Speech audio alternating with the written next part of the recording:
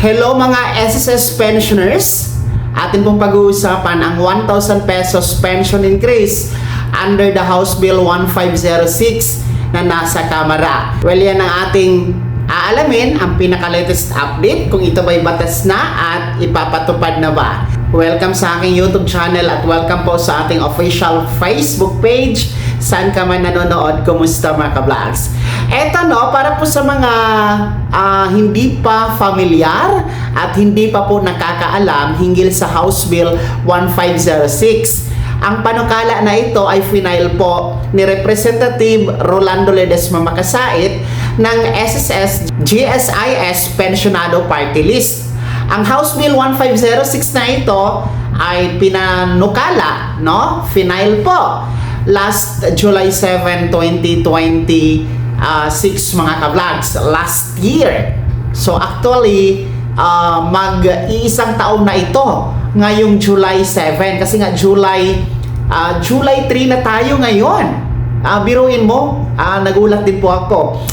Magwa 1 year na pala. Kala ko ilang buwan pa. Well, tingnan natin, kasi ang House Bill 1506 na ito ay magbibigay mandato sa SSS na mag-implement, magpatupad ng 1,000 pesos SSS pension increase mga ka-vlogs. At makikinabang nga po dito ang nasa mahigit 3 milyon na mga SSS pensioners.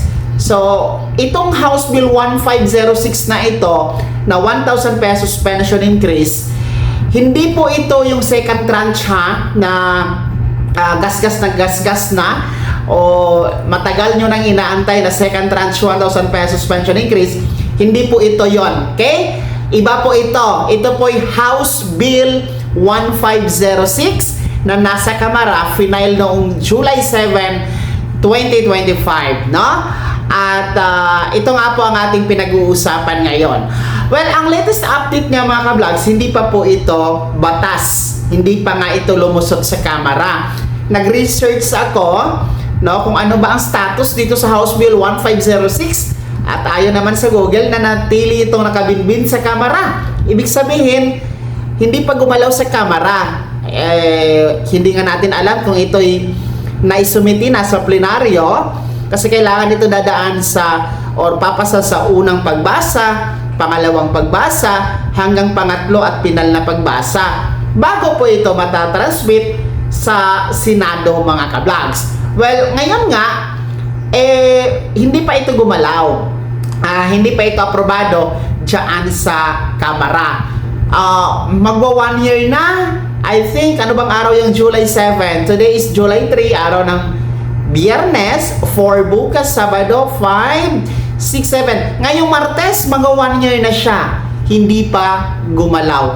Alam nyo, napakaganda sana ng House Bill 1507 na ito, o 1506 dahil 1,000 piso ito na dagdag pensyon sa SSS ano man ang inyong pension status or pension category, whether you are in pinakamababa na pension amount, nasa middle, or yung pinakamataas, pantay po na 1,000 piso. Walang maiiwan kumbaga. Hindi ito katulad dito sa pension increase under the Pension Reform Program na pinatupad last September 2025 na first round, and then last month June ang 2026 second round, at 2027 third round September, under the Pension Reform Program by percentage yun. Kumbaga yung ating mga retiree and disability 10% dagdag pensyon, then yung survivor only 5%.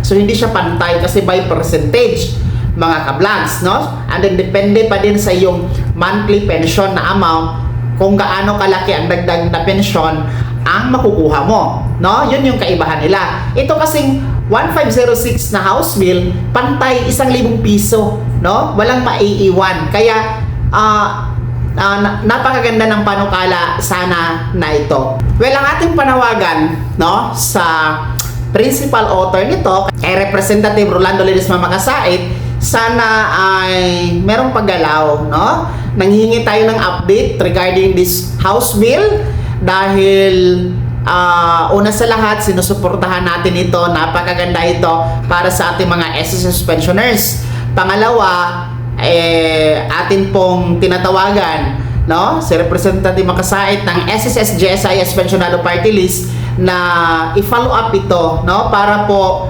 maging prioridad na agenda bago man lang magtapos ang 20th Congress, mga ka-vlogs, no? Dahil uulitin ko, makikinabang ang mahigit 3 milyon na mga SSS pensioners sa 1,000 piso na pension increase.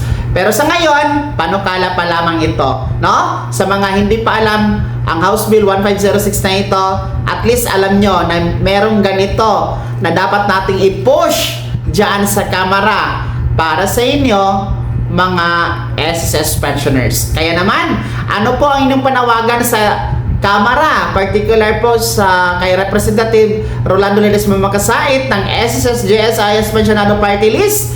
Panawagan niyo po, no? Sa batas, pag-aaproba dito sa House Bill 1506, ibahagi niyo po sa comment section na nasa baba. Maraming salamat sa pagtutok. God bless. Mag-ingat, mga ka-vlogs.